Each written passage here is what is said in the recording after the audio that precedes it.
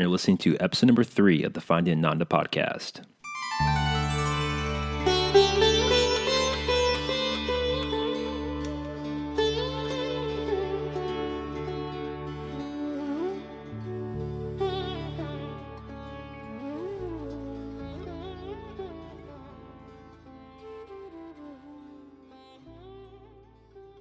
Hey everyone, welcome to episode number 3 of the Finding Ananda podcast, where we discuss finding happiness through self-discovery with the hope of becoming the most authentic expression of oneself.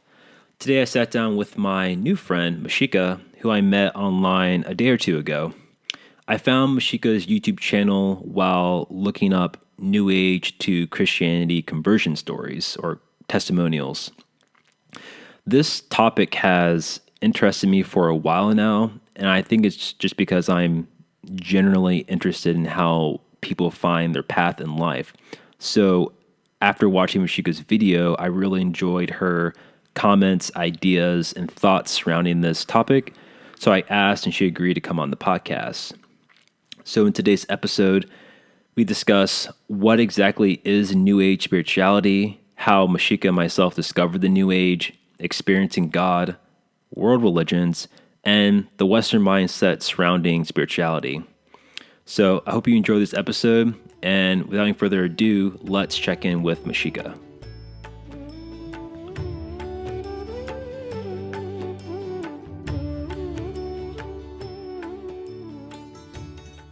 I guess to begin, I want to ask you, how would you define New Age spirituality? It's pretty like an eclectic term, pretty broad, and I think it's, if you've been in it, you can recognize like what it is. But for someone just generally, how would you personally define like New Age spirituality?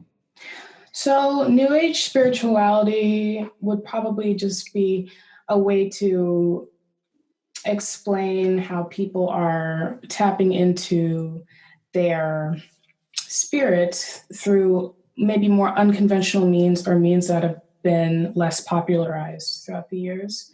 So rather than going to a priest through Catholicism or Christianity to connect with a god, or rather than going through a certain system, you may use different aspects of different spiritual practices or ancient traditions, whether that's connecting through ancestors, whether that's through the use of rituals. So it is more expansive in terms of how people are connecting to God. But that's the whole point of the New Age spirituality is to connect through God through your own means, I would say.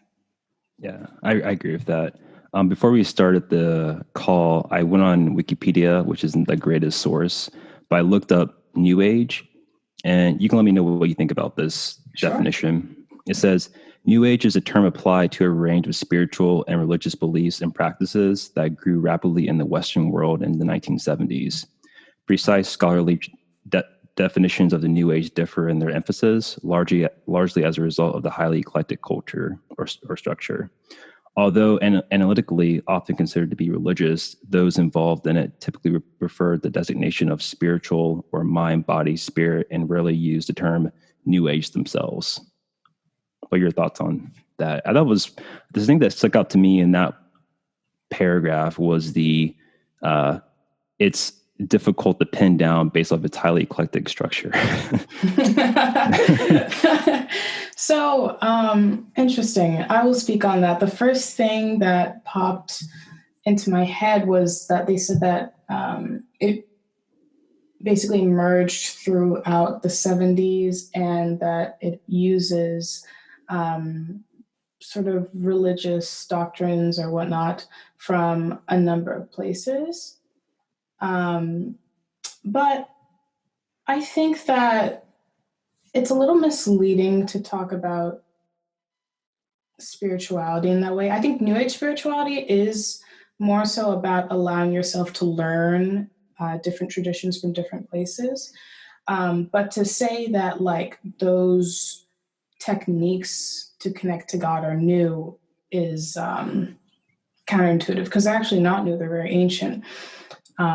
So they are very real, very old traditions that already existed that now are available to people through the internet and through being able to connect freely and talk about these things. It's allowed people to kind of be able to learn what works for them, and some people kind of delve into different traditions and I guess utilize what they can or what they want to use. And some people will pick one thing and then say, I this is kind of like my main belief system, and then still be able to pull from other not doctrines, but knowledge from other traditions. And then the last thing you said about the eclectic, what was that? Eclectic structure. Eclectic structure. Mm-hmm. What about that kind of made you look at it again? It was because essentially they're saying that it was hard for scholars to like define it or kind of pin it down because it's Right. so diverse. Like someone can say that I am what well actually he said that they don't identify as like new agers, so to speak, but you can go to like I don't know a more western yoga class and they have like incense burning, they usually have some like crystals going, and then you can go to some other place that's like you said like a ancient tradition like a Hindu temple, and then kind of Mm-hmm. have like the same incense, probably not crystals, but it's someone on the outside would say, okay, they're chanting, they're meditating, they have similar gods and goddesses around, so they're the same, but they're not. Yeah, and that's the thing that's difficult to understand about it, because you see the similarities in the stories, and you see the similar totems or the similar symbols, and the thing about New Age spirituality is that it's not a religion, so it's not going to be this very set thing, and it's not going to be clear cut, because people are essentially like sharing, and there are these themes that go together and that coincide with each other, and I think that some people are not comfortable with the whole sharing aspect of it, because it's like different cultures have certain um, different cultures describe things in a certain way, and I think that's useful if you're coming from a certain place and you want to connect to your family, or you want to connect, let's say you're like Native American or something, and you live in America, and you're not that connected to your spirit side. That's going to be useful for you to connect to Native American heritage and bring that knowledge, that ancient knowledge, into your everyday life. And I think that those are my thoughts on that. Yeah, that makes a lot of sense. I think like I don't know when I we'll get into this further later on, I think, but you're talking about how they use similar symbols and some people are not comfortable with the idea of sharing or getting knowledge from other traditions. Do you think that kind of stems from the more Western mindset of like having a exclusive revelation in your have a like the book, as opposed to more Eastern mindsets as like, you know, the bee will get honey from it, from all the flowers, whatever, like it'll take what it needs, right? Yeah. Is that how you kind of feel about that? Yeah. So I think that because we're here on Earth in this dimension, it's very like we our egos are very connected to us. So we kind of like are very separate. And when you are looking into these higher perspectives, things become more like symbols. They become more like archetypes. They become more like figures of consciousness that you can use to help understand the deeper aspects of yourself. Because between you and I, we as humans we kind of see ourselves as separate a lot of the time, but the deeper that you go into perspective, the more is allowed within that one perspective. Um, and so then it is you are able to share because it's like you're sharing the same thing. Right. So like in Taoist philosophy, you have like I think it's called the Wu Wei, which is basically the idea of non-action or like effortless action, and it talks a lot about following or being a part of the flow. And then if you go to like a Native American tribe, they'll talk about how they believe in being in one with nature. And then if we talk about Ubuntu philosophy, that exists in Africa still, but was very prevalent beforehand, before colonialism and stuff. The Ubuntu philosophy was all about how everything is a part of life force and how life force is essentially um, encompasses everything. And then you go back to Taoism, and then you go back to Hinduism, you go back to these other places, and you're like, oh, all of these different religions are talking about the same thing. And so then it's not it's up to you to choose what you want to learn from in terms of that archetype or in terms of whatever symbol you're working with, because it is all kind of they're all similar in terms of how they're interacting with each other. Yeah, for sure. Yeah, you have to kind of like feel or know what speaks to you on a more heart level, I guess. What Yeah, specific archetype or symbol really speaks to you for like your personal devotion. yeah, I agree. Um, so the main reason I want to ask you for this podcast was because I watched your video on New Age to Christianity. And honestly, when I clicked on it, I was like, oh, so it'll be another one of the ones I've been watching for, and not like in a bad way. Like I've been like really interested in this idea of conversion from, or if you can call it conversion, New Age to Christianity. Yeah, So I've been trying to like, I don't know, just gather information. So I saw your video, like, oh, this is someone who kind of thinks like me, or my perception of it was similar. So I would love to like ask her some questions about like her experience with this. So how did you get into New Age spirituality, or were you ever into it at all, or just kind of like how did that come on like your radar? oh, this is a story. Okay, I tend to ramble, so I'm gonna really try to like segment this so that you're not just like sitting not talking for half an hour. No worries. um but in the video, I talk a little bit about how, okay, let me start from the beginning. When I was young, I went to church with my family on Christmas and Easter, pretty much. And we grew up with like certain religious philosophies, Ten Commandments, and like um, don't do to others what you wouldn't do to yourself, things like that. So in that sense, my parents were a good um, they were good role models in terms of like helping me understand certain morals, I guess.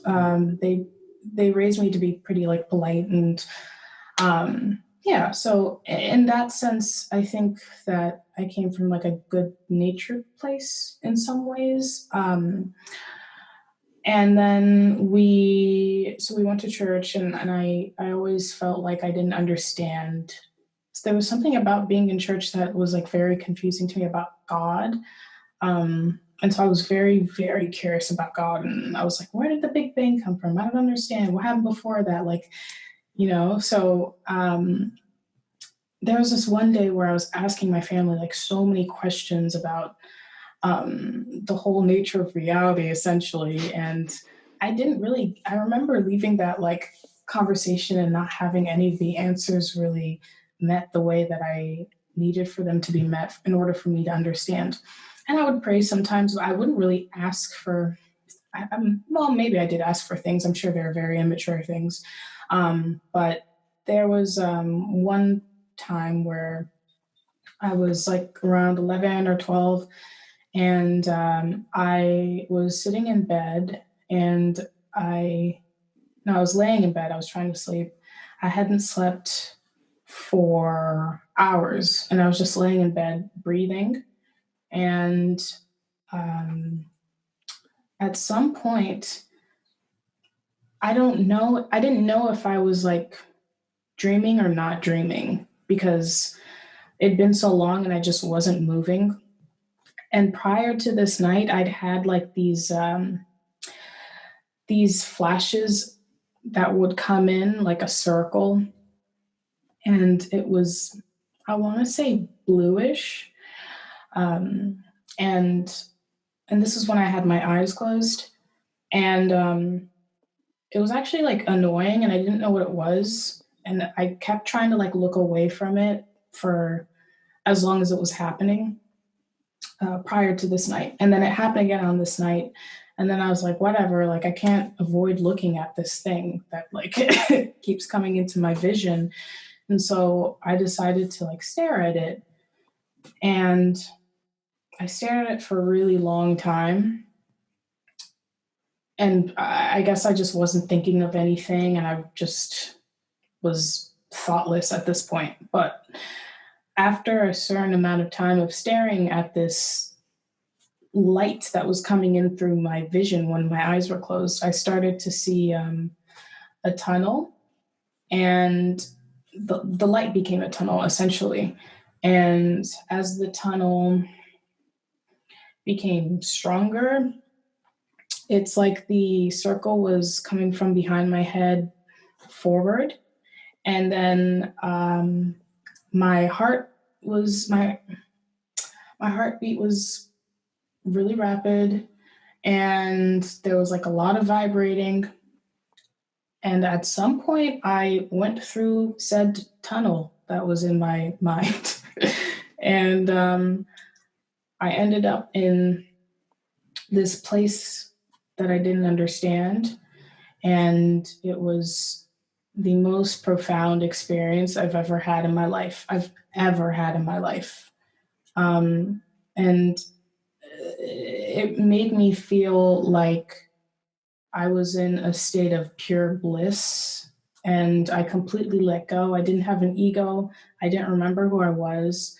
Um, in that time, while I was in that space, I understood everything about the world, everything about the universe, like any knowledge or questions that I'd had were answered through this experience.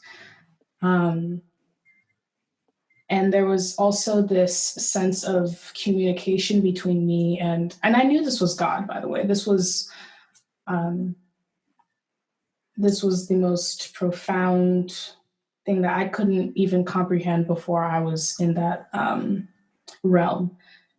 So and also the colors were like extremely bright, extremely vivid. I remember thinking I saw colors that I didn't even see like in my own waking life, um, like they didn't exist. Um, and I also just, it was just pure love. It was love that was on a level that was not possible normally. And yeah, so as I experienced this, I started remembering myself or my ego. And that's like what took me out of the experience. And it's like from there, I kind of like came back down into my body. And by the way, that sense of being, that place that I was at, which was within myself, um, it actually really felt like home.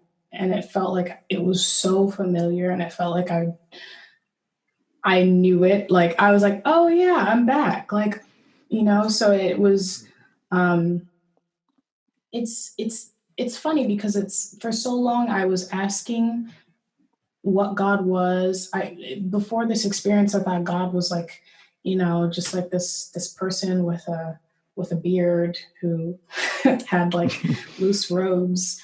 And it's so beyond that. And um yeah, so I came back from that experience, and I realized, oh, this is kind of like just this is the life I'm living now. This is like the game for this life, and you do what you need to do, and I'll go back. Um, but what I will say about all of this is that from that point, I didn't. All I took from it really at that age was like love. Everything is love, and that there was a God, and that some of the things that I've explained now. But now I have a lot of knowledge about what that experience was because I've looked at other traditions. I've looked at Christianity as well. I've looked at Catholicism. There are pieces of this, let's just call it source energy or force, that you can find through many different ancient texts, and it all connects to the same thing. But it's just different in how based off of where you're from, what religion is, dominating that area or whatever, which influences how that is described. And yeah, so. So after this experience, were you trying to make sense of it, and then you're trying to, or did you? Is that how you came across more New Age ideas? Trying to say, has anyone else had this experience? Am I going crazy, or what's? How was your process with that? So a lot of things have happened like after that experience, which, because what you have to understand is like I was so young. I think I was in sixth grade. That's right. Yeah.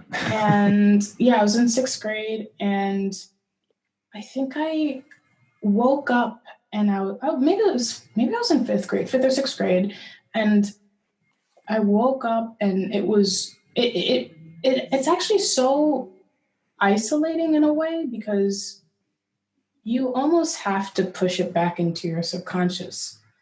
Otherwise, it's like you would be walking around thinking, what what was that? Like all the time. And for I would say for weeks I wasn't like normal. like like something about me was just like off in terms of like how I was communicating with people, and it just gave me a really different perspective. So what I'm trying to say is that it takes a really, really long time to integrate the amount of knowledge and the amount of vibration and energy that you get um, in that state. So one, I didn't understand it. I knew that, you know, what I saw did exist. And I knew that um, in my daily life, the things that I experienced, that's not all there is. But beyond that, it's like I hadn't even studied geometry at that point. But like in this state, there were all of these like crazy geometric shapes that were like changing and moving, and like it was like a hyper-dimensional space too. And now, you know, I understand that, like I can understand the physics of it a little bit more, but at 11 I didn't even know what physics was. So it's like to understand it on a scientific level there was no chance, and then to understand it on like a spiritual level, I think part of myself was like that was real, but it was also a dream, and I was talking about it as if it was a dream for a long time. And so then as life went on, um, life goes on, you get older, you get hurt by people, you get traumatized, things happen, and then you're like, the memory starts to go away, or this knowing that you had during this experience, it starts to go away. And so for me, I was like, like actually I got baptized when I was a sophomore in high school, because I got older and things were happening and I wanted to connect back to this thing. And the only way I knew how was through the church at the time. So I thought that through connecting to Catholicism, I would like maybe like find my way back there, or find my way to that, like that sense of connectedness. And it didn't happen. And I felt very isolated again. And then, yeah, life went on. I went to school, I went to college. I started getting depressed actually towards the end of high school, a little bit in college. And then in college, I went through my spiritual awakening, which was where I got into more of the new age stuff, in terms of crystals and in terms of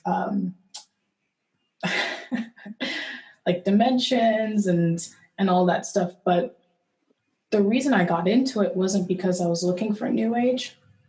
It's because things started happening to me, in my dreams, what I thought were dreams. And so somehow through this state of, I wouldn't say despair, but the state of kind of being unsure and being scared, I attracted someone to me who was able to help me through that process where I had this spiritual awakening. So, so for a lot of these things, it's like I didn't invite them to my life; they just like happened to me. But then I found a lot of these new age things or spirituality in general that helped guide me through my experiences. That's a really good point. How you had this experience when you were younger, so you weren't seeking out some supernatural phenomenon; it just happened to you. And also, too, you said when you were in college, you weren't necessarily seeking out new age, but you found someone to help, I guess, explain, clarify some things, or help you understand some things for yourself. Yeah. And I that really going back to like the testimonials on YouTube, that the common trend I tend to see are individuals who kind of grew up in Western culture as Christians. They don't get answers that they want from Christianity, and they find out, and it's usually some trauma is involved, depression, despair, what have you. And Yeah. then they find usually it's like self-help books, and they try to get their individual power back, so to speak. And that kind of leads to like a rabbit hole. Is like go from I'm trying to heal, and then now you're thinking I'm literally God incarnate. And so it kind of, and then so I guess my question or is, do you notice that trend too, that people tend to get into New Age because of some past trauma or sorts of like lack of answers or clarity within their worldview or their place in the world, and trying to make sense of that, plus that overcome some trauma. Yeah, I think it's a trend that I saw too when I was watching the videos. It seemed like the reason for the movement towards it was to gain control over their life somehow. And we all go through that feeling where we don't feel like we're in control, or feeling like we have a loss of control, or that we want to, maybe we've done bad things and we want to get back to like a more holy place. And so we do whatever we can. We buy the self-help books, we change our diet, we do this, we do that, we change our friends, we change our environment, we move to a different place. Like, so I think that's all a part of the same. Um, it's almost like it can be escapism, but with the whole new age thing, I think that what attracted people to it was this alternative, and was this or is this kind of way that we can, yeah, take our own power back. And that's not bad. And I think that is a lot of what spirituality is about. It's hard work, because you're getting knowledge from essentially other aspects of yourself, whether that's through God, or if you believe in a higher self, if you believe in guides or angels or things like that. So you're getting this higher knowledge essentially, and you're trying to insert that knowledge into your daily, like, normal life. And that's where it can get difficult. And so what I saw with that was, in terms of the videos, it was like when people started having maybe like bad experiences, or started having, maybe they were getting scared about what New Age was bringing to them in terms of feelings, in terms of uncomfortable feelings. It's not. It's really uncomfortable. Um, I think that might have made them see it. Oh, that's bad. That's like dark. That's I saw a lot of like Luciferian or that's Satanism or whatever. Not understanding that like um, we are constantly interacting with parts of ourself or shadows of ourself, things that we are not addressing within us. So if you go to sleep and you have a night terror or you encounter beings or demonic entities or whatever, that is actually just telling you that there's something in your life that you need to work on and that there's a reason you're attracting that. And it doesn't go away just because like we pretend it's not there. Like it's so when you start seeing things on that level, it can actually be this really helpful healing thing, but it's not easy and it's not as quick as just maybe people think that it's going to be this fun thing about like using crystals and stuff, but it is hard work. Yeah. Yeah, exactly. I think for me, it was like 2014, 2015. I was going through law school. I was going through a very like dark time in my life. Mm-hmm. And I was, I grew up in a Christian church, and I was trying to find answers within, I mean, backing up a little bit more. When I was younger, I was like you, always was very curious about like, I don't know if you were ever saw those shows on History Channel as like banned from the Bible or like books that were then making to the Bible or whatever like that. So yeah, like really like No. yeah, there I love those. I was like 10 years old. This is the best show ever. But I always got shot down at church because I would talk to my friend whose dad was an elder. It's like, oh, Jared, that's not what it's true. I'm like, oh, but really, it was more. I won't say fantastical, but it was more like esoteric and seemed truer to what the teachings of the Bible were, as opposed to just like more. I don't like using the word dogmatic because it sounds really like condemning, but that's the best word, dogmatic theology. So, but for me, it was like I was really in a really dark time in my life, and I was trying to find answers within like Christianity, and I came across this sermon by I think he was like a Pan African or more of like the I guess the conscious community or the Black community or whatever. And so he basically he did this sermon, and it just completely shattered my worldview because he wasn't Christian, right? So he just like he used scripture to defend his points of his ideas. And like I never read the Bible personally. It's like, oh wow, he must be like right because I'd never seen these verses before. And that's what kind of led me to exploring, I guess, more new age stuff because it was similar to what he was talking about.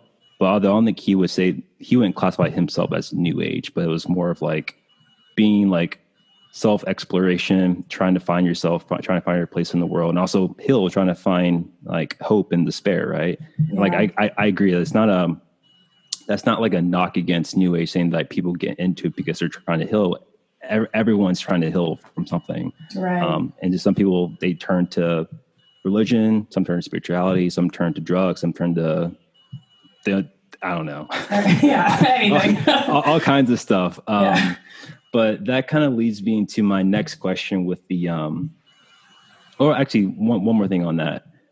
It seems like the trends and the testimonials that people who tended to have these really negative experiences and like seeing dark entities having weird out of body experiences was you give me your thoughts on this, but it seemed like they were got into new age for the fantastical phenomena itself. Like they wanted to be able to have out of body experiences. They wanted like clairvoyance, clairaudience, as opposed to simply trying to understand like yourself and God.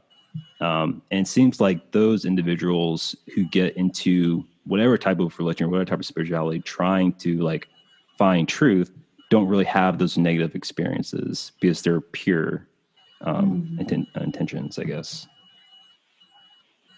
So so with New Age spirituality, I feel like I connect to what the guy was saying who was talking about the sermons. It's I, I think that spirituality right now, what's being popularized is really just like spirituality that's in the new age. And we are in the new age in a lot of ways because of technology, and there aren't as many of us that are willing to enter into the same systems that have existed in place for hundreds of years. So I think that's the only thing about spirituality that makes it new age, and the fact that people are taking and understanding different concepts from different parts of the world because we have access to it now, which is great.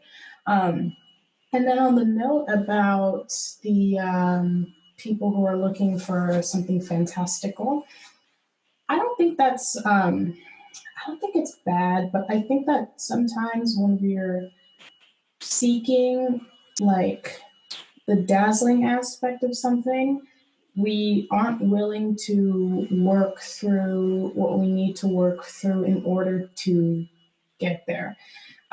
Because there is this aspect of spirituality that is really beautiful and really fantastical, and you can have wonderful visions, and you can lucid dream, and like you can learn to create your dreams, and you can fly. Like all those things are possible, but it's like you don't get there by like you don't get there quickly. You don't get there. It takes work. You gotta clean your psyche and like heal and get through the trauma, and so that you're in a place where you have that a lot more control, and where your heart is doesn't have as much of the crust on it, so it's Mhm. naturally leading you to beautiful things. um, and that's hard because a lot of us have been through a lot. That's the nature of life, but we can't just get into something and expect it to all be peaches and cream day one. It's yeah, and for me, with the experience that I had, I don't understand why I had it when I was very young. I guess I was very lucky. Um, and if I didn't have that, I wouldn't know the beautiful side of what spirituality can be, because when I was in college I had experiences with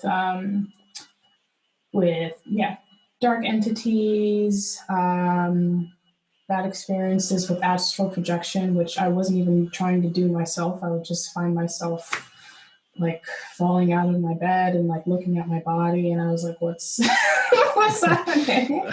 And then I would be normal in my like daily life, but I was just very stressed out and very like anxious and depressed at certain points. But yeah, there is that aspect of it, but then there is the other side, which is very beautiful. But it again, um, you don't get there in a day.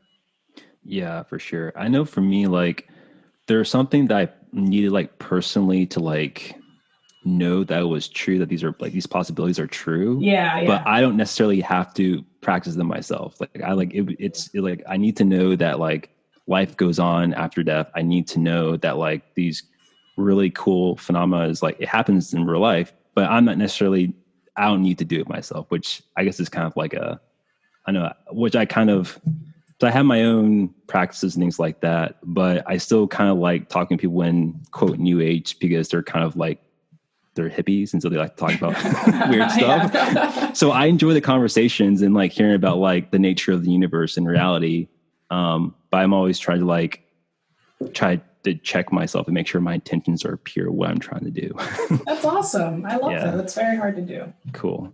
Um, so do you think that for like the testimonials, it seems like there are a lot of I'm not sure what traditions you personally studied individually, but it seems like the ones that they talk about primarily are like the yogic tradition, sometimes Kabbalah, Freemasonry, Western occultism, and it seems like they all learn it on a very superficial level, and then when they convert out of it, they really speak like bad about it, even though their teacher who taught them the material wasn't like the source text, and it wasn't they were just like a Westerner like them who just kind of read a blog or whatever. Yeah. So do you think that the misconstrue of like these teachings is like, I don't know, I guess like what are your thoughts on that? Just like how New Age kind of like can take something so sacred as like a, I don't know, Taoism or Kabbalah and Jewish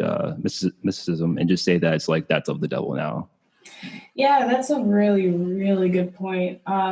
It's like taking the most superficial aspects and then like wanting to like reap all the rewards from it without doing the actual work. And I actually touched on this a little bit in that video where it's like uh, Western countries, America tends to commercialize and try to make as much money off of the the thing that's becoming popular, the next thing.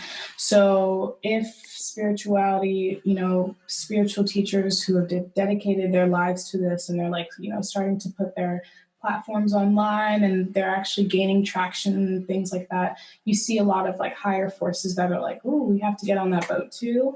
And then it just becomes this thing of how much money can we make off of this? I mean, it's not intentional and it's never conscious, but that's like part of the American way.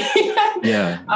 So what happens is that this thing that becomes trendy and hot and cool or whatever, you might not ever pick up a book that's talking about Taoist practices, and you might not really understand qi and how qi is um, in Taoist understandings is, the fluid that rises through the body, and when you can control that fluid, you can control your energy flow and have power over your own energy flow, and use that as a way to be connected to nature. And then it goes deeper into that. It goes into the morals and the ethics and how being humble allows you to be closer to that place of God, and letting go allows you to be closer to that place of near God or whatever, or part of God.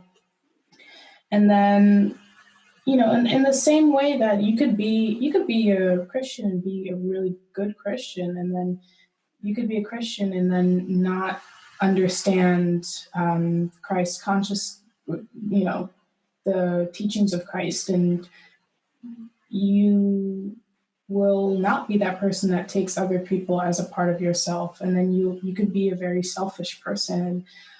So within anything, it doesn't matter what it is, what religious practice it is. If you don't have the morals, the teachings, the understandings, it's not going to go well for you, because you're just getting that surface level aspect to it and thinking that you're going to really feel the benefits of it, but you can't. Everything takes work, right, no matter what it is. And it takes time. And for me, I'm just now, like, within the past few years, like, really reading, okay, like, with Hinduism, like, they talk about the Kundalini energy. Kundalini is very, it's like the Taoist chi energy, essentially. And then, it's in Western text, I feel like I touched on it a little bit, the oil in the back, or maybe that's Kabbalah. But anyway, same concept. Yeah, same concept, similar concepts. Right. So it's like understanding that, but then understanding how to connect with that flow and the emotions that you need to hold in your body to connect with that flow, to be humble, to have gratitude. And it's not in this dogmatic way, and like, not like you have to do this or you're going to hell. It's just like, try to be a good person, essentially, and like try to be in harmony with nature, and then the rest kind of comes easily. But I think that in these testimonials, like, sometimes people have used the fact that there are like false teachers, and like used certain things as examples for why like all aspects of New Age are bad, and it doesn't make sense, because it's like, okay, those are particular people who are practicing these rituals or whatever, but don't have the ethics and the morals behind it. So, yeah. the outcome might be bad. But again, that's with anything that you do. It doesn't make the whole thing bad. That was a really good point. I think people are just people within. I mean, there are good Buddhists, not so great Buddhists, good Christians, not so great Christians, and any tradition, there's going to be people who try to uphold to the highest like morality and ethics, and there are people who just don't really care. Exactly. So it's Exactly. like, and so I think like sometimes in the West, at least I did when I was more interested in more Eastern religions, I thought they were like higher, they were better. And then I imagined my uh, disillusionment when I saw people in that tradition who were the exact same. Yeah, like as rapists, yeah, rapist yoga teachers and exactly. things like that. And I guess I come from more of a yoga background. And so I guess I was just lucky in that regard. I had good teachers who weren't crazy, I guess. Or like they were like true practitioners of yoga. And so Yeah. when I hear these testimonials that say that yoga is evil, it confuses me because if a Hindu says that they practice yoga, they don't necessarily just mean like hatha yoga or like the postures. It's like there are various types. There's like, so if a Christian says that yoga is evil, okay, so that karma yoga, selfless action, giving toward God, that's evil. Bhakti yoga, devotion toward God, that's evil. Right. Jnana yoga, studying the scriptures, which includes the Bible, if that's your tradition. And like Raja yoga, contemplation. So it's, or like almsgiving for karma yoga. So all these virtues and things are with highly regarding Christianity, just because they're called something else in another tradition, they're automatically like evil. One teacher I had, he said that the mere fact of praying and devotion to God automatically raises your kundalini. And I don't think that Christians are going to stop praying because it's just like, I know, I think the words are associated with negative experiences because I don't know, maybe they have, I don't know, they want to do some weird stuff, but it's just, I always kind of like, not cringe, but it's always like, okay, you don't really know what you're talking about because if you did, because you wouldn't be a Christian if you believe this, right? Right. That's a really good point. That is a really good point. Gosh, what did I want to say to that?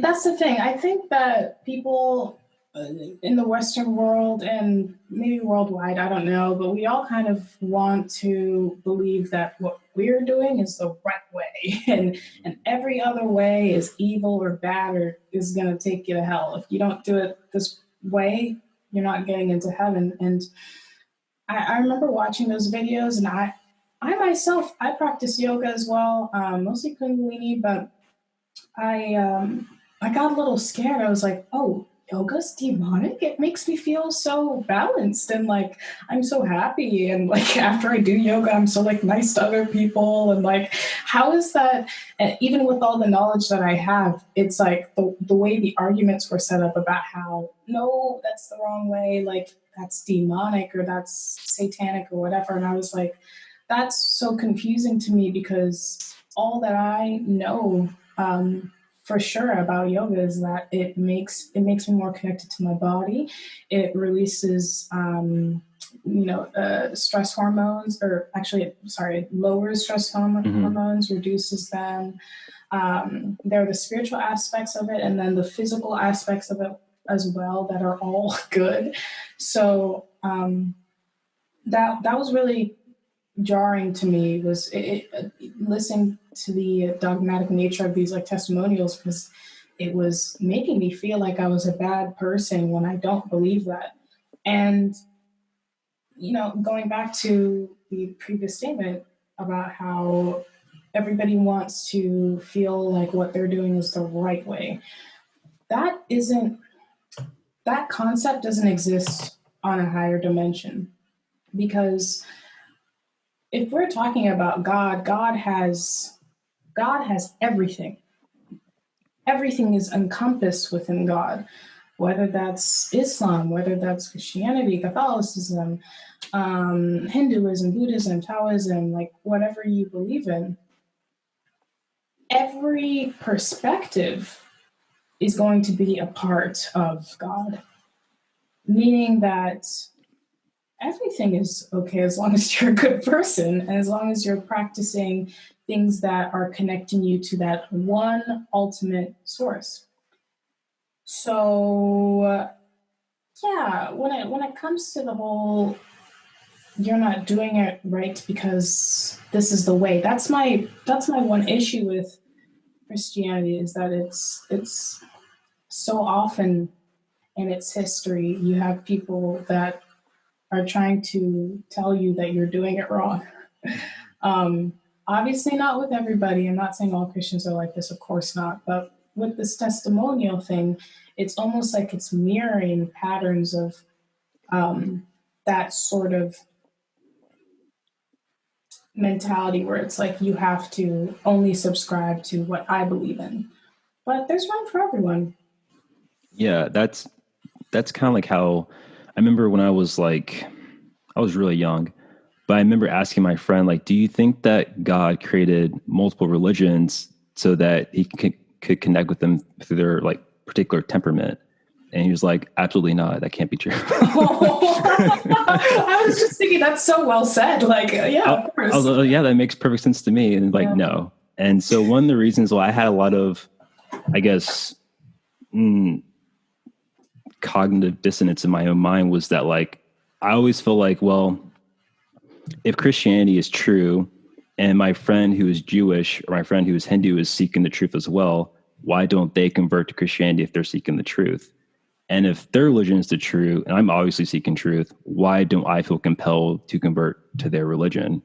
And so I was really confused. And I was like, well, everyone seems to be like, oh yeah, the Christianity is the only religion. If it's only because you don't really love God, you don't really want to know the truth that you don't convert. I'm like, well, my friends they pray more than me. They go to their temples more than I go to church. They seem to love God more than I do. I just happen to be born in the correct religion, so to speak. And so that was another kind of like catalyst for me trying to like make sense of, but I always say like, I'm the only one who has to live with my conscience. And it's like, well, I don't like feeling like at ease with, or unease with like, what's the truth? Everyone seems to know the truth, but me. So, but yeah, it seems like and that kind of brings me to the next question about like why only Christians convert, like the Christian New Age to Christianity conversion, as opposed to like New Age to Islam, New Age to Judaism, New Age to Hinduism. Like, what are your thoughts on like why it seems to be just Christianity? Like, I understand that Christianity is obviously the largest religion in the world, but do you have any other ideas why that doesn't seem to go the other way? Yeah. So I have a lot of thoughts on this. Some of them are a little too esoteric. Like I don't want to get into an alien conversation because it's just a whole nother bag. But when we're talking about what we can see and observe, on that level, it seems to be that, um, like what I was talking about before with Christianity, where in the past there's this history of colonialism and like going into places like Africa and telling the people there that you should worship this God because if you kind of stay where you're at right now, you're not going to be civilized or you're not going to be able to move up energetically or spiritually or whatever. And then another example I've used is like, with Native Americans in America, with the whole process of turning Native Americans into more quote unquote civilized people or whatever, and changing the way that they were dressing, changing the way that they were interacting with each other, and they were forced to learn English and study Christianity and things like that. So it's the history of it. It tends to repeat itself in this way, where it's like anything that's like oppositional, people feel like they have to convert them to the right thing, quote unquote. And why that is, I think it's in, sometimes these things are in the texts themselves, where because within like the Bible, it's like you must worship me and only me. Like you have to worship Jesus, and like you have to do this, you have to do that. It is more dogmatic than, let's say, certain other ancient traditions that are like following. If you look at other traditions, sometimes depending on which one it is, if it's more Eastern, they tend to follow source energy or like the ultimate God energy. Whereas I think with Christianity, it seems to be like there seems to be some like severed connection with that for some reason. I don't know why. I haven't studied the Bible as much to understand that. But from what I have read, it seems as though like, you have to understand, you have to follow Jesus or whatever. Like there's this figure that you have to worship in order to kind of get to the higher God, in a sense. Like there's so having to go through this consciousness before reaching a higher consciousness, it means that you have to like um, there's that repenting, and then feeling that you have to submit to this one figure because otherwise you won't get your ticket into heaven. So there is that kind of thing where it's like there's so much pressure because it's like you have to do things a certain way in order to get back to source or God.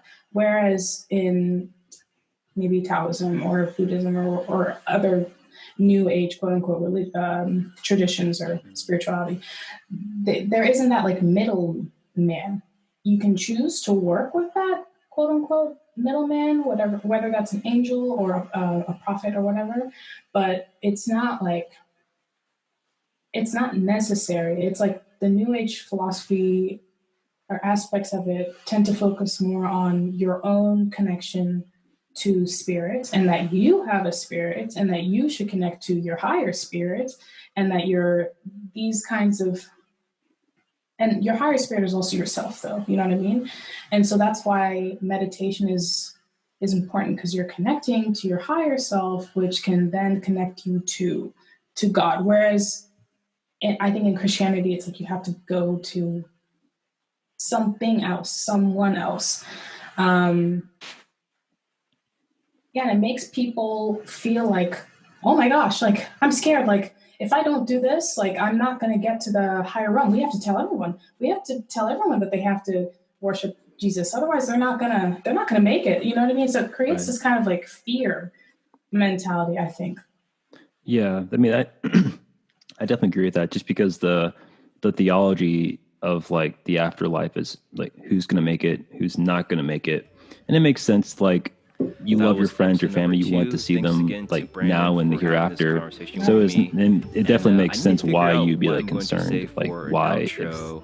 that's your But until worldview, I right? figure that out, Yeah. And thanks for again for me, on my listening. And until next personal time, note, it take was care. really Bye. kind of bizarre for me because my teachers in the, I guess you call it Sanatana Dharma, the Vedic tradition, they were pretty strong, and they didn't want me to like leave my childhood religion, and they want me to like stick with that, but still take like the teachings that they had to offer. And their purpose or their meaning behind that was because to like, um, I believe it was the Sermon on the Mount that Christ says, like, the blessed are the pure in heart, because they will see God. And like in your devotional practices, like we are talking about earlier, feeling really connected with a particular symbol or archetype or manifestation of God or God himself, it's really speaks to you on like a heart level, as Mm, opposed to doing chanting mantras that may be sacred to someone who's Indian, but they're just words to you in English. yeah. Whereas you grew up with Christ, you grew up with the Bible, so it touches you in a very deep way. And from Mhm. my experience, that leads to very deep like contemplations and meditation, because you feel like connected to it more so. Yeah. And so I think like, I know, like I said, I might have just been blessed to have teachers who trying to make me like think straight, as opposed to getting lost in a fantasy world. Right. But it seems like those people who learn these other traditions don't learn from authentic sources. They don't learn from like they don't read the source text. And even like source text, like the Bible. Like I read, so I got really interested in Christianity back like in 2018 again. But I felt like I kind of like called toward it. And so I read through the New Testament the first time in my life, and I was like, I had no idea how people got like the doctrines they did from the Bible, because when I read You it, read it differently. yeah, it was like, oh, this is the most beautiful thing I've ever read. But it makes no sense how where the theology like got came from. I guess because I spent more time in, I guess, contemplation, just really trying to like find truth or whatever. So it just made like more. It was clear to me what it was saying. But when I hear these testimonials saying that like, no, this is what it means, I'm like, I don't think that's what it means. So I don't know. It's just interesting, even within like the Christian tradition, like Catholicism or Eastern Orthodoxy or the contemplative prayer. Even that's getting like backlash, saying that like, that's like demonic because they emphasize meditation, contemplation, like fasting, things like that, like more ascetic endeavors. And so it was just confusing, I guess. Well, you make a really good point because, I grew up with Catholicism, and I think that now I actually have the Bible over here, but I told myself I was going to read through it again because it is, your teachers are right, I believe, because where you're born, I assume you're American, right? I Yeah. wouldn't Yeah. ask. You could have been Canadian for all I know. But, you know, we are connected to Christ just because of like where we were born and the history of America, things like that. So, and how you grew up and how I grew up within a Catholic family. So there is going to be that connection for me. And there was this one time where I had, it was like what happened? Sleep paralysis. That's the word I was trying to look for. Sleep paralysis. And this was during a period of time where I was going through a lot. I was very lost. I tried doing certain things to stop the paralysis because I was hearing something that was in my room. And if you like go to New Age, it just tells you to fill yourself up with light, right? Or they talk about different practices that you can do to combat yourself, to combat yourself in that situation. This is like spiritual warfare, quote unquote. But I tried to like fill myself up with light and fill myself up with positivity, but I didn't have it at the time because I was so low in my emotions that I couldn't get this feeling away from me or whatever, this quote unquote demonic entity. So that I tried everything, and then it was like lasting a long time. So the last thing that I did was I said Jesus's name, and the whole thing stopped, and I woke up. So for me, something that I do want to emphasize is that like it's not wrong to believe in Christ. Like that's not bad at all. I believe in Christ consciousness, and I believe that you can use what you were drawn to, but it is like your yoga teacher said, there's that connection that you had because you connected to it when you were a child, and it is a part of you. So it is something that you can build upon, you can expand upon. But the danger for me comes in when you feel like this is your only connection to source. This is your only connection to God. And if you don't follow everything to a T, you're banished or whatever, you're going to hell. And like what you said about the scriptures, when you're listening to someone, it depends on who your teacher is. Who your teacher is. It depends on your priest. It depends on who is giving you this information. It's going to be tainted from their perspective because we're humans, we have our own perspectives. So if you were going to a church because you've gone to this church your whole life and your family goes to this church, whatever, and you've just like never felt connected, then it might be that priest. It might be who's giving that information to you. So I think it is very, very good to be able to live your life, have your own experiences, dabble and learn from other cultures and their religious teachings and things like that. And then if you want to go back to the Bible later and read it, and you'll have your own connection to it, your own understanding to it, and you can see that it might not be um, uh, understood the way that you understand it. And in that sense, it can be freeing. But I think it's more so just the ability for people to have that choice and stuff. And that is a problem with New Age, actually, is that sometimes it's not grounded within the real teachings and the practices, which goes back to what we were talking about earlier in the conversation, where people just kind of go to do the fun things and like don't understand the real depth of it and the real teachings behind it. Yeah, exactly. I think that your experience with like calling out the Christ was pretty common within the testimonials as well. Like nothing else worked, so I called on Jesus, and then it stops, and so now I know the Bible is true.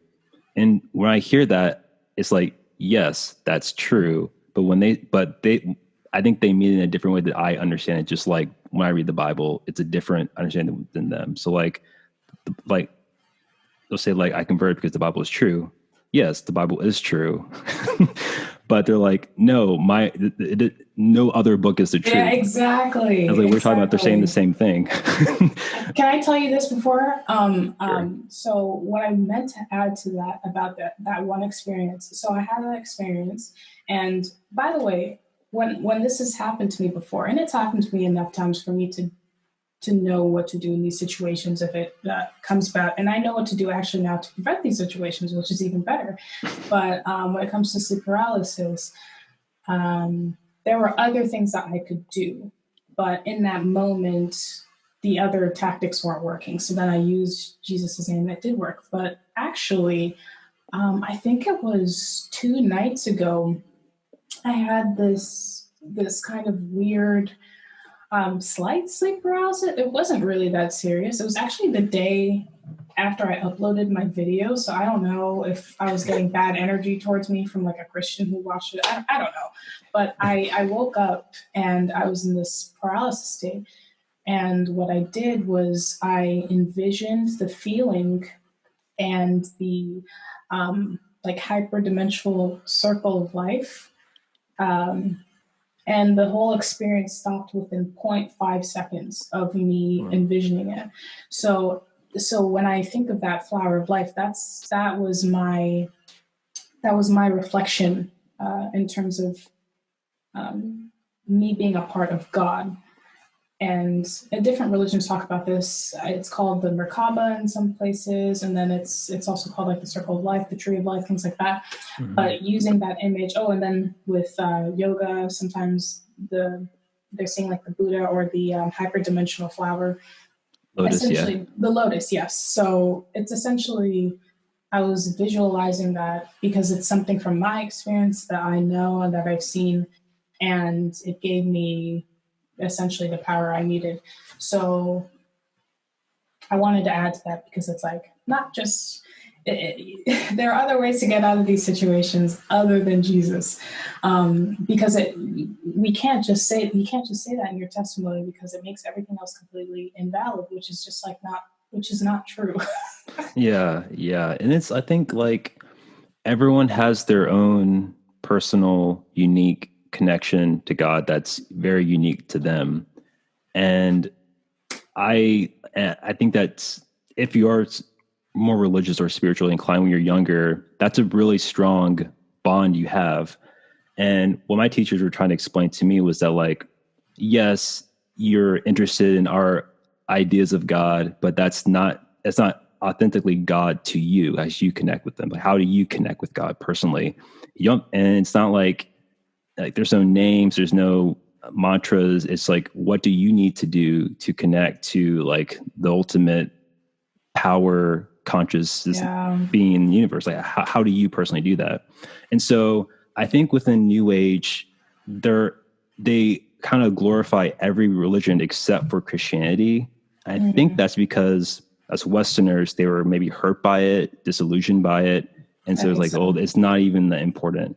But also, I don't think it really helps though when like the dogma is so, I don't know, I don't know what the word is, but it just isn't really inspiring for some people. Some people they love it, and that's what they need. Some people they feel like they need more. And I feel like I know if I feel like if Christianity got more respect in New Age, then these probably things wouldn't happen. But then Yeah. again, I don't think New Age. I don't think you have. I don't know.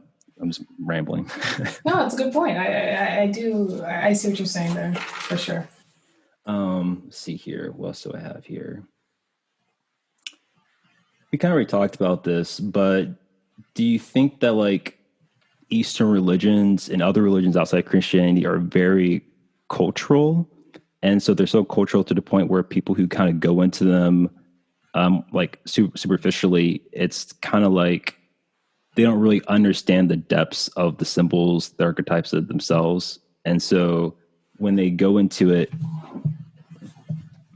I don't know, they kind of fall in. It's easier to fall into fantasy, I think, and because there is a great deal of mysticism in these other traditions, there also is in Christianity. But unless you're like an Eastern Orthodox Christian who's a monk or a Catholic monk who has very like profound experiences in meditation, then these aren't really talked about a lot in Christianity.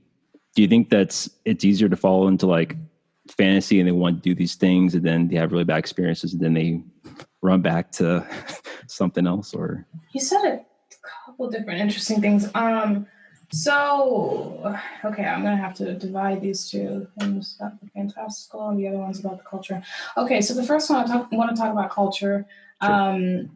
Basically, yeah, if I'm someone who is from the Western world and I don't have any connection to Christianity or religion in general, and I'm just searching for something, and then I get really into yoga and I get really into that kind of the philosophies that come from that, and then I want to do Kundalini yoga all day, and I want to do the chants and the mantras, and that is something that in order to get fully into it, you do have to really give up a lot of your identity because it is so foreign in terms of the language, in terms of the symbols, in terms of the mantras. You don't even understand like what's being said. Like someone has to tell you what's being said in order for you to like get it. Mm-hmm.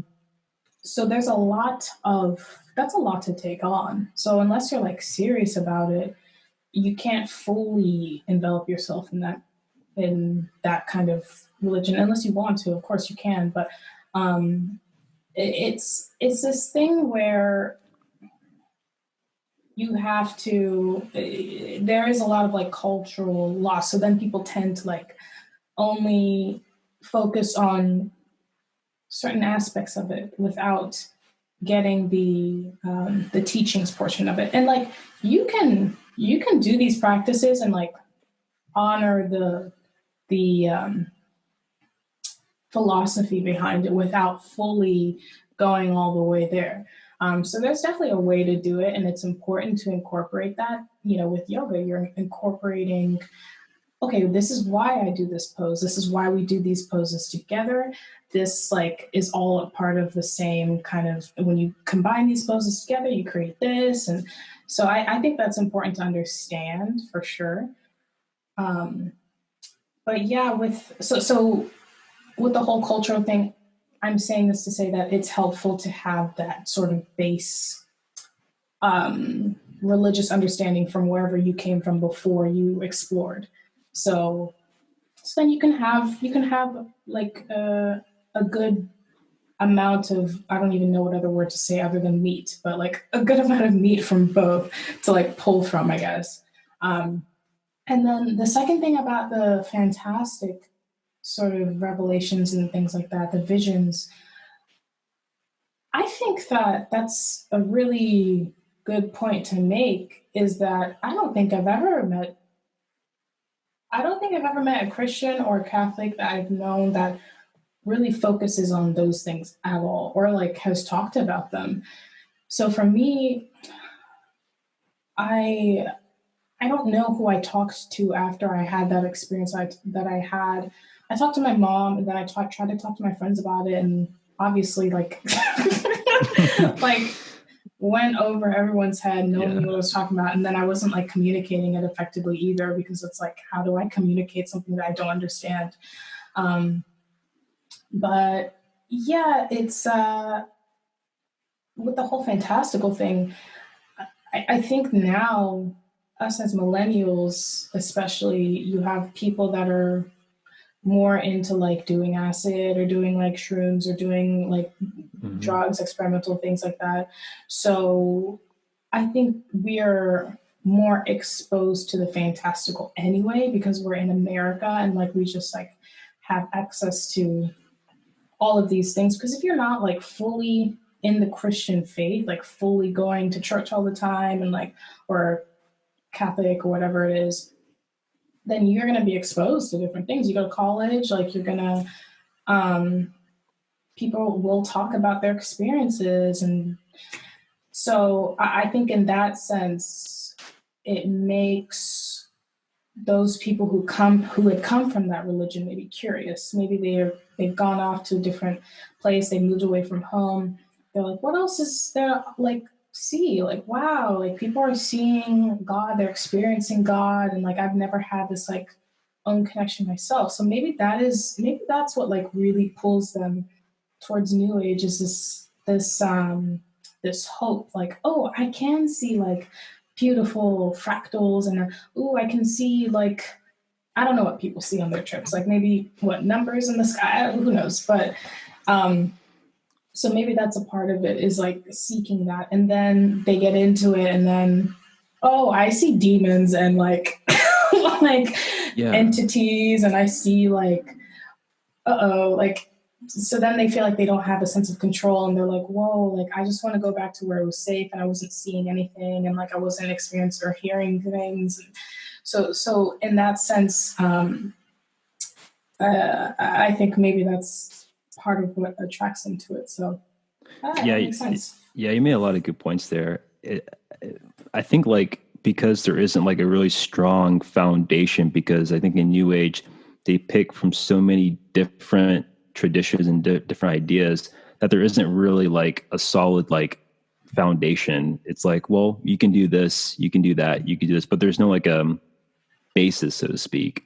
Whereas if you have a basis in a really like tried and true tradition, yeah, you're set in your practices, you're set in your way of life, and you can learn about other cultures, even the New Age culture, so to speak, and still maintain your foundation. I mean, that's just like with anything in life. Like you have strong moral foundation, ethic foundation from like your upbringing, your family, and things like that. So you can interact with people who maybe aren't so great, but that's not going to like sway you because you have that you're set already.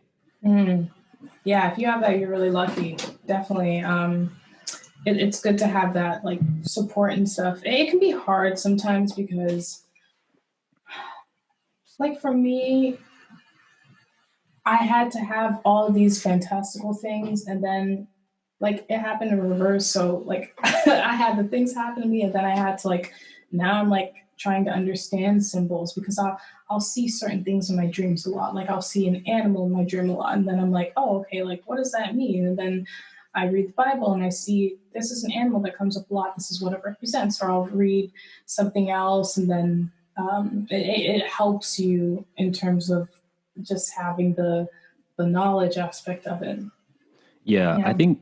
Yeah, I mean, I mean, I guess the only reason I say that is because sometimes I watched one the other day, a testimony of this lady. She said she was like essentially she became like psychotic from practicing yoga. She was hallucinating. She thought she killed someone by chanting Shiva's name. Very Oh like no. obviously like mentally disturbed. And I think that's like I said, if you're not rooted in anything, like or grounded at least in this reality, then you Mm, can just take off to who knows where and never yeah. come back or never fully come back to who you were before. And Yeah, that's what I was you saying with have like the to, yeah. yeah, you have to definitely be able to, if we're thinking about like the chakra system, for instance, like you have to be able to access that, but then like come back to earth because we're here for a reason, I think. And like for me, I've had during my spiritual awakening, I had a lot of what could definitely be seen as like psychotic thinking. I never had any episodes where anything crazy happened. I was just like very quietly scared and like Yeah. very quietly anxious about like what I was feeling. And I would say this like the worst of it lasted for like a couple months. And I was in school and I wasn't sleeping and going out. And so all of that combined just like, created for like an unsound mind. I never thought I killed anyone, so I was never on that level. That's like that's very disturbing. But I was seeing things in my dreams that were really uncomfortable. I was seeing things in like um, during like sleep paralysis that were uncomfortable. Um, but yeah, I think my point is on that like there are a lot of fantastical things. Um, I still don't know what exactly is created. And I'm talking like more on like dreams and like Hmm. out of not like this physical dimension, but I don't know what sort of phenomenons are created and how much of that is my own kind of psyche or whatever.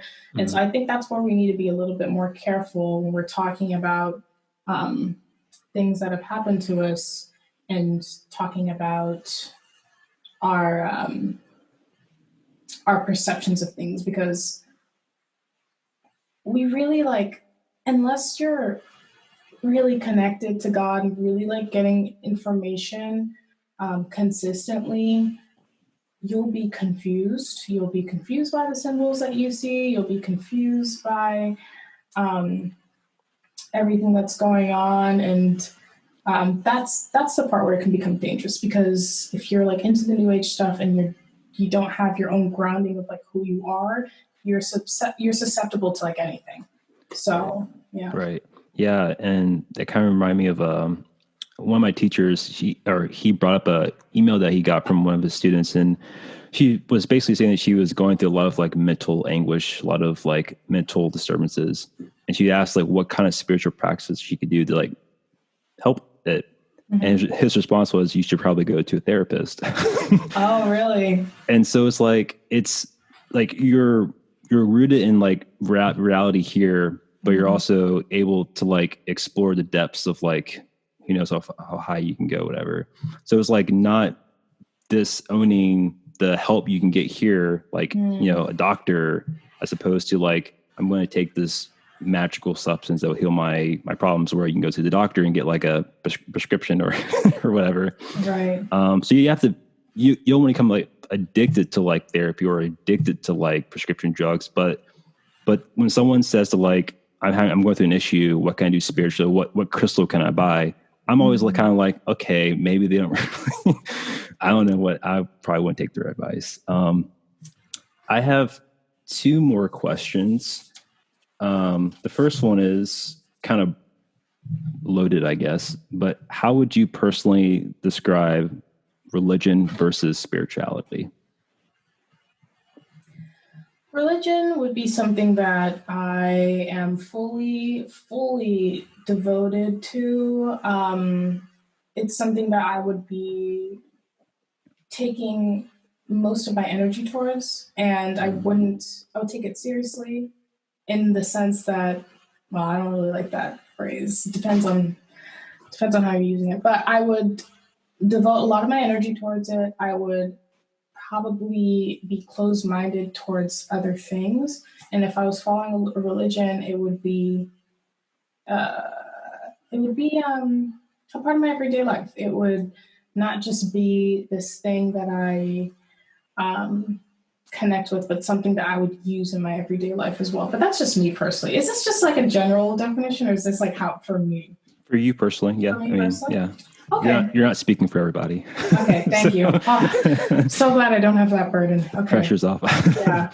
Um, so yeah, for me, if I followed a religion, I would probably do similar things every day. I would eat according to whatever that religion would tell me to eat. I would um,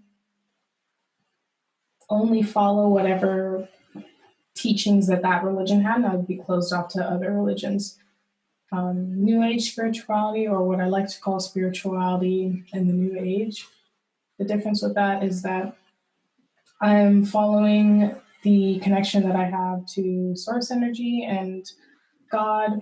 And through that, I am understanding the messages that I get through source, through dreams, through meditation and connecting with my spirit, through the body as well, through yoga, through eating in a way that allows me to operate to my, I wouldn't say highest potential, but yeah, sure, highest potential in terms of my potential to connect the flow Mhm. on a daily basis to my body. And yeah, I think new age spirituality, whatever spirituality in new age for me means that I can explore certain symbols, certain doctrines, and kind of see myself reflected in that as well.